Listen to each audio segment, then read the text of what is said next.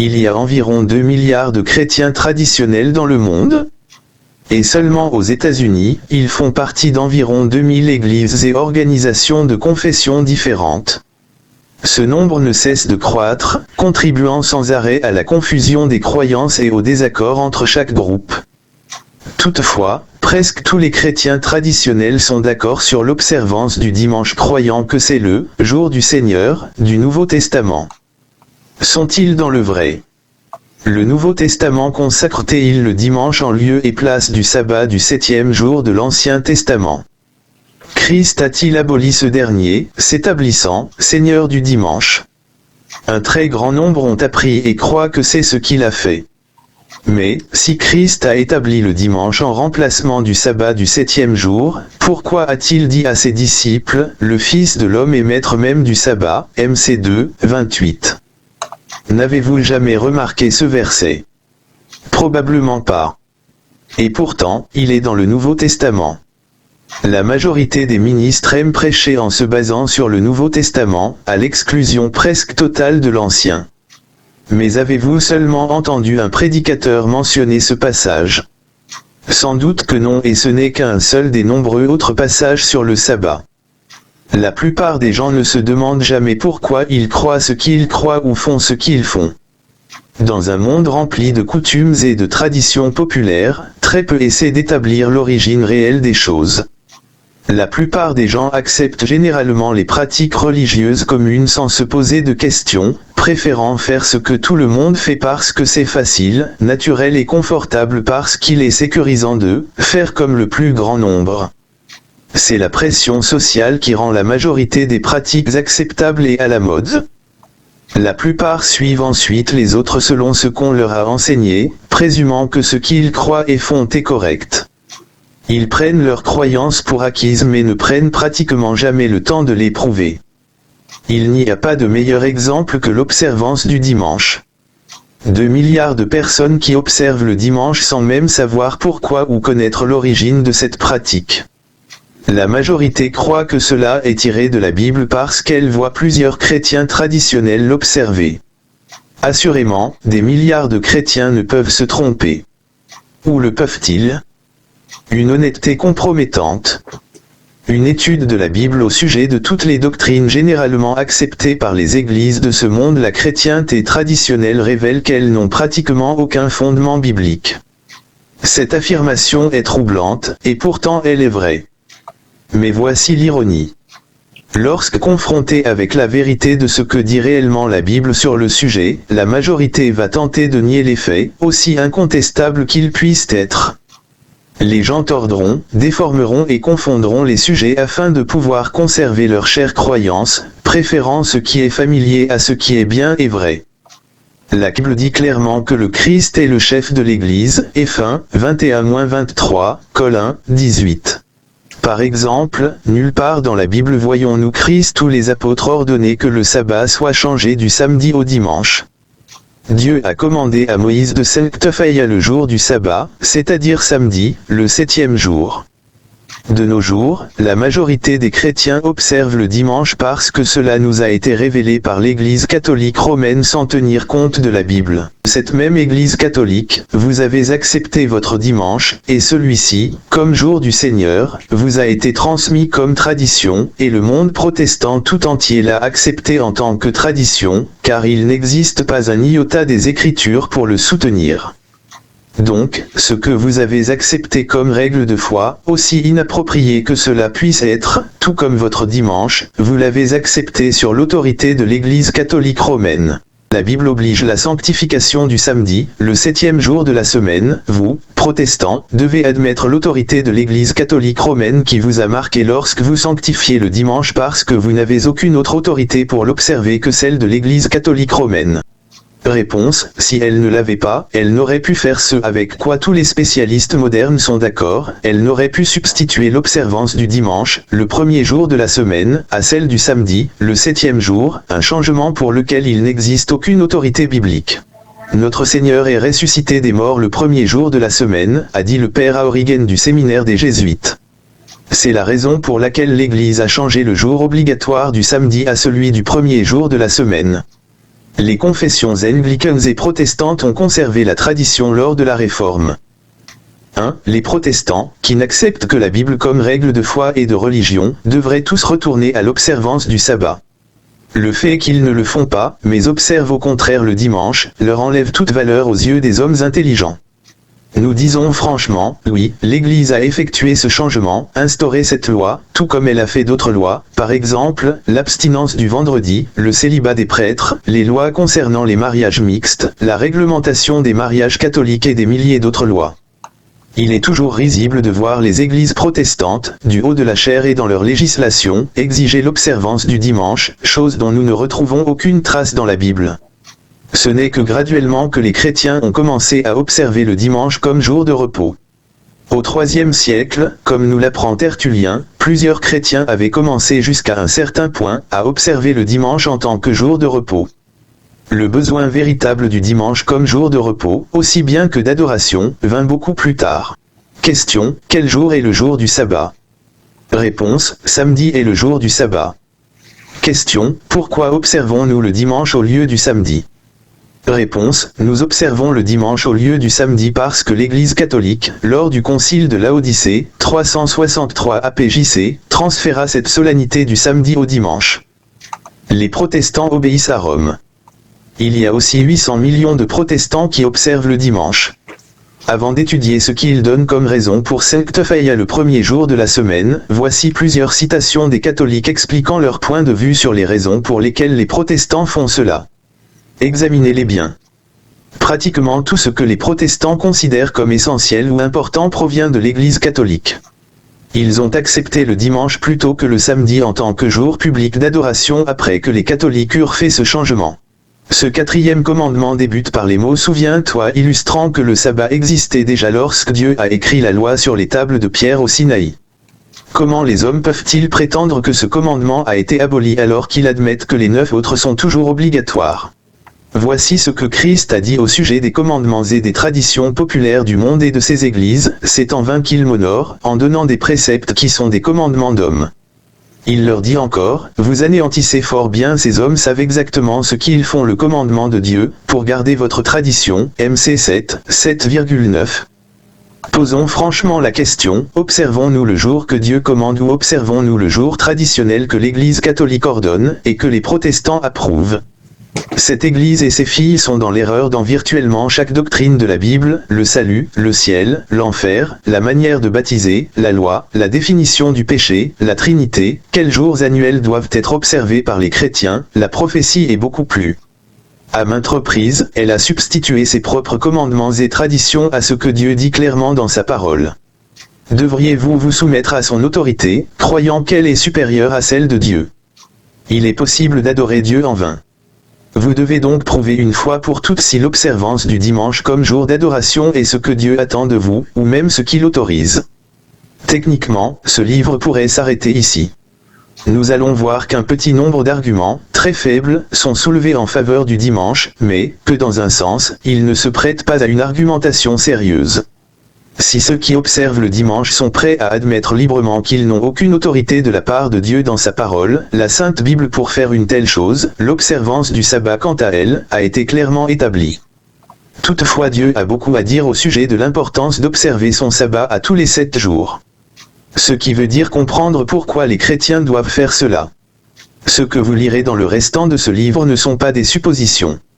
Ce sont des faits scripturaux, des preuves de la part de Dieu que le sabbat a été ordonné il y a 6000 ans. Vous constaterez que ni Dieu ni ses commandements n'ont changé. Chapitre 2 depuis le commencement. Perpétuel du sabbat.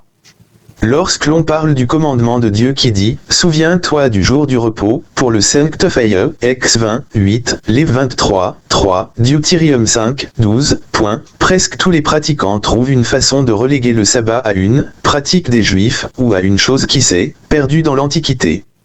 Ou, diront-ils, le jour que l'on observe n'a pas d'importance, aussi longtemps qu'on observe un jour. D'autres diront que le dimanche a remplacé le sabbat. La majorité dira simplement qu'il a été aboli. Ils inventent toutes sortes d'arguments pour expliquer les raisons pour lesquelles le commandement ne s'applique plus. Toutefois, la Bible révèle que le sabbat a été créé pour tous et pour toujours. Soyez prêts à ouvrir votre Bible et à accepter honnêtement ce qu'elle dit au sujet du sabbat. Plusieurs ont supposé que le Christ l'a cloué à la croix, en même temps que tout le reste provenant de l'Ancien Testament. Et pourtant, personne ne peut être coupable de péché de quelque nature là où il n'y a pas de loi. Parce que la loi produit la colère, et que là où il n'y a point de loi il n'y a point non plus de transgression, Romains 4, 15. Personne ne peut être déclaré coupable de péché, ou être sous la peine de mort, s'il n'y a pas de loi si elle a été clouée à la croix.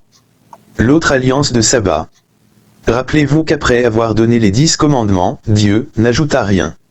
Sa loi était complète et tout ce qui vint par après ne pouvait être considéré comme en faisant partie. Même les accords, alliances, entre les hommes ne peuvent être amendés ou changés de quelque façon par une des parties seulement. Frère, je parle à la manière des hommes, une disposition en bonne forme, bien que faite par un homme, n'est annulée par personne, et personne n'y ajoute. Gal 3, 15. Même les contrats des hommes les lient selon leur contenu une fois qu'ils se sont mis d'accord. Exode 24, 4-8 décrit la confirmation de l'ancienne alliance, celle de l'obéissance, établie entre Dieu et Israël dans Exode entre 19 et 20. Le sabbat a été établi avant même que l'ancienne alliance ne le soit. Les 10 commandements ne sont pas venus à l'existence en même temps que l'ancienne alliance, mais l'ont précédé.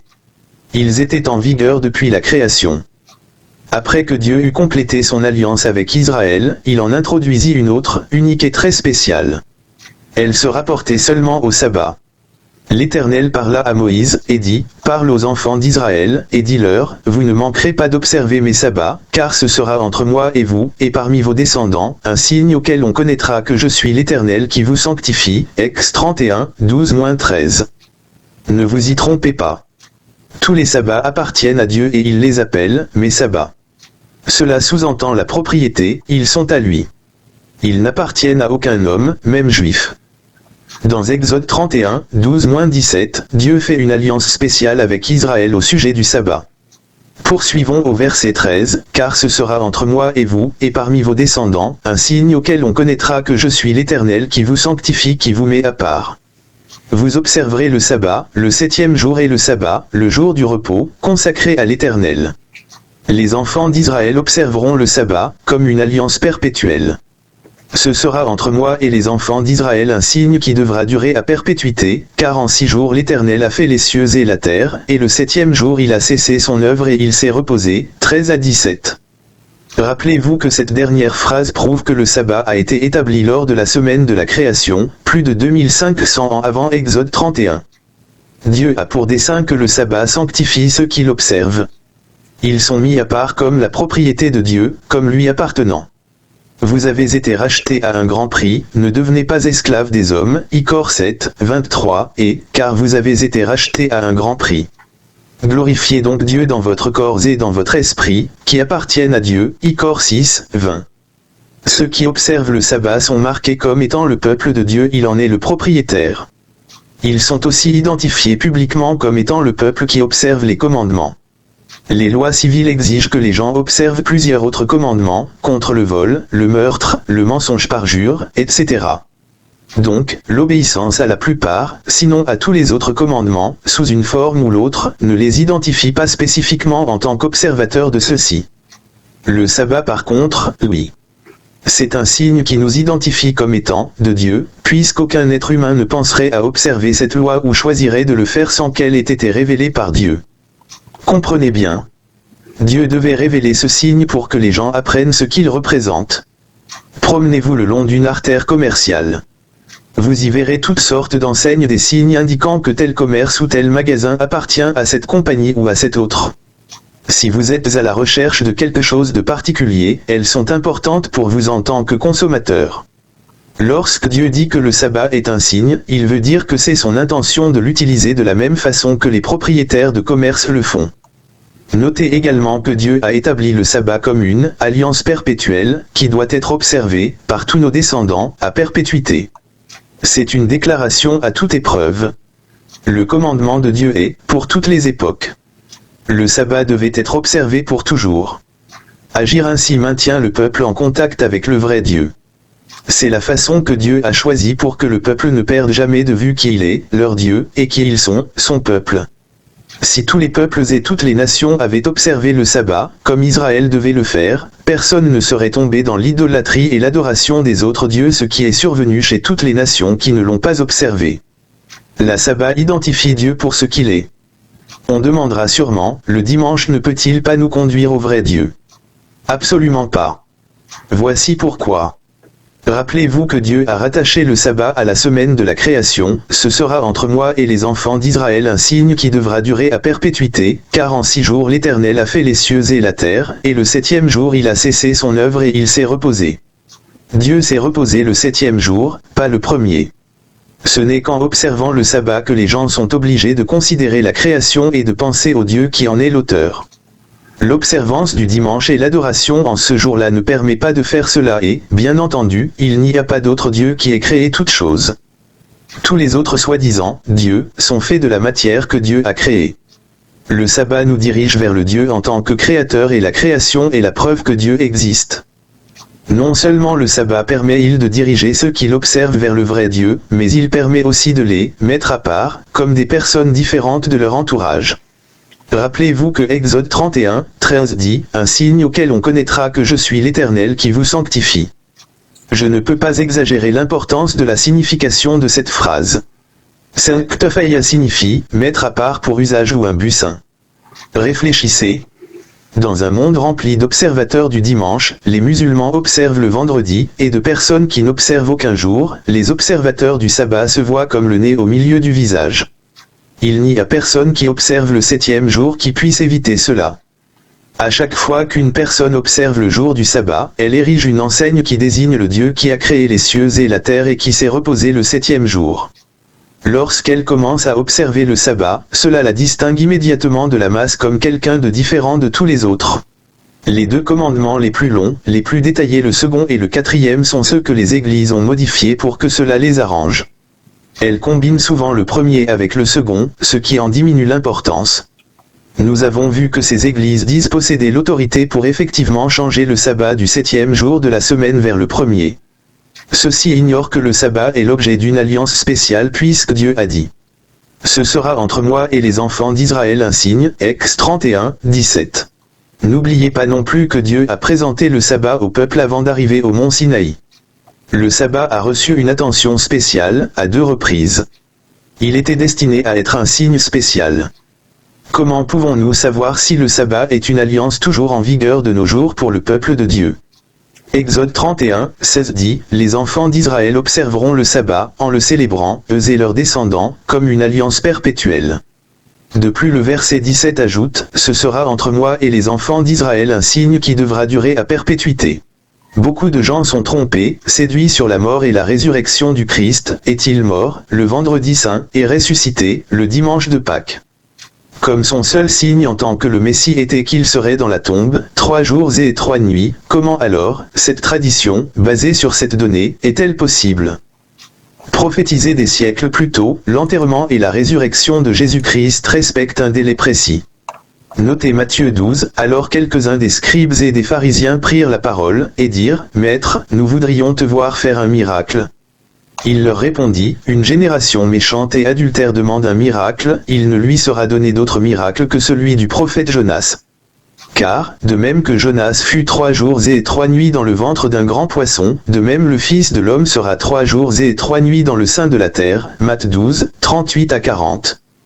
Ceux qui professent être des chrétiens ont suivi à tort le vendredi saint et la tradition du dimanche de Pâques catholique, rejetant la vérité de l'Écriture. Cette tradition enseigne que le Christ était dans la tombe depuis vendredi après-midi, juste avant le coucher du soleil, jusqu'au lever du soleil dimanche. Ce délai comprend le vendredi soir, le passage de la lumière du jour de samedi et samedi soir. Il s'agit clairement de 2 nuits et 1 jour, et non pas 3 jours et 3 nuits, comme le Christ avait déclaré être le seul signe. Au lieu de croire en Christ, les théologiens ignorent ses propres paroles, qu'il serait 3 jours et 3 nuits dans la tombe, 3 jours complets de 24 heures. Les religieux proclament la fausse idée que le Christ était seulement enterré pour la moitié de ce temps. Étonnamment, beaucoup de savants croient et enseignent cette fausse idée. Même le commentaire de Clark, pour expliquer Matthieu 12, 40 s'inscrit dans cette fausse tradition, créée dès le IIe siècle après J.C.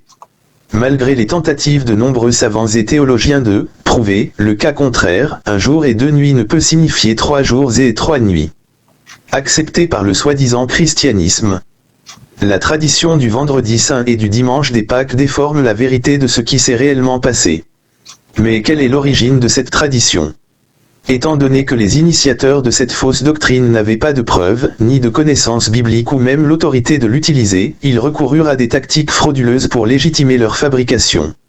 Une telle affirmation provenait d'Hermès, le frère du pape Pius, vers l'an 147 de notre ère, avait reçu l'instruction d'un ange, qui commanda que tous les hommes devraient observer la Pâque le jour du Seigneur dimanche, antiquité de l'Église chrétienne, Joseph Bimum, p. 1149.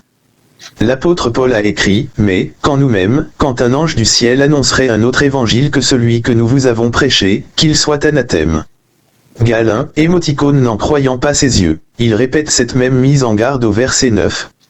Les instructions d'un ange ne peuvent jamais supplanter la parole de Dieu.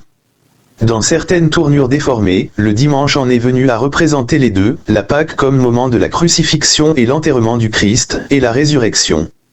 Cependant, puisqu'il n'était pas logique de condenser les événements de 3 jours et 3 nuits dans un seul jour, naquit l'idée d'une crucifixion du vendredi. La lettre susmentionnée de Hermès a été utilisée pour valider la position d'Anicée, successeur de Pie, qui se disputait avec Polycarpe sur la question de transférer la Pâque à un dimanche. Formé par l'apôtre Jean, Polycarpe tint bon et enseigna l'observation de la Pâque comme Christ et les apôtres l'avaient toujours fait. Pourtant, les évêques de Rome avaient d'autres idées.